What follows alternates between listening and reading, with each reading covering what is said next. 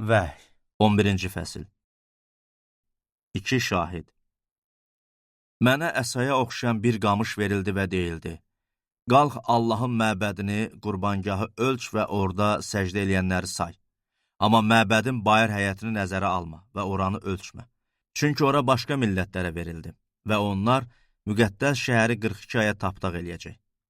Öz 2 şahidimi göndərəcəyəm ki, çula bürünərək həmin 1260 gün ərzində peyğəmbərlik eləsin. Bunlar yeryüzünün sahibinin önündə dayanan 2 zeytun ağacı və 2 çıraqdandır. Əgər kimsə onlara zərər vurmaq istəsə, ağızlarından od çıxıb düşmənlərini yandırıb yaxır.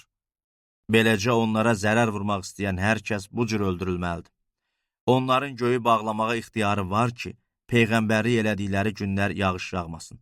Həmçinin onların suları qana döndərməyə və yer üzünə istədikləri qədər hər cür bəla gətirməyə ixtiyarı var. Onlar öz şəhadətlərini bitirdikdən sonra dipsiz dərinlikdən çıxan vəhşi heyvan onlarla döyüşəcək və onları məğlub eləyib öldürəcək. Cəsədləri onların Rəbbinin də çarmıxa çəkildiyi böyük şəhərin baş küçəsinə səriləcək. Həmin şəhər rəmzi olaraq Sodom və Misir adlanır.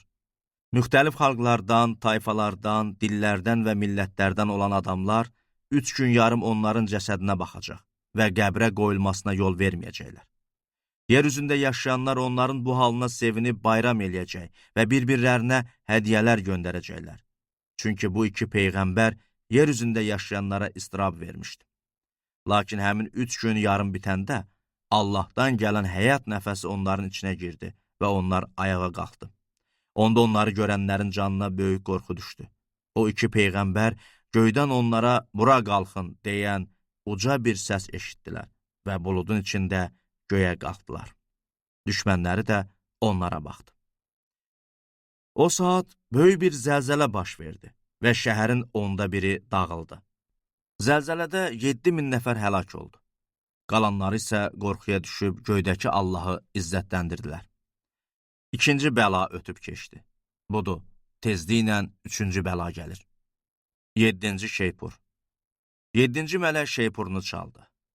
Göydə belə deyən uca səslər eşidildi: Rəbbimiz və onun Məsihi dünya üzərində padşahlığa sahib oldu. O əbədi olaraq padşahlıq eləyəcək. Onda Allahın önündə öz taxtlarında oturan 24 ağsaqqal üzü üstə yerə qapanıb Allaha səcdə eləyərək dedi: Ey var olan, var olmuş, külli ixtiyar Rəbb Allah, sənə şükür eləyirik. Çünki öz böyük qüdrətini alıb padşahlıq taxtına çıxdın. Millətlər qəzəbləndi, sənin də qəzəbinin vaxtı gəldi.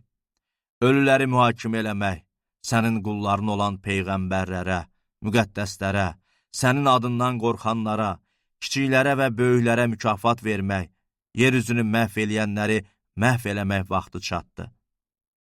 Allahın göydəki məbəd açıldı və onun əhd sandığı orada zahir oldu. Onda şimşək, uğultu, göy gürültüsü, zəlzələ və güclü dolu gəldi.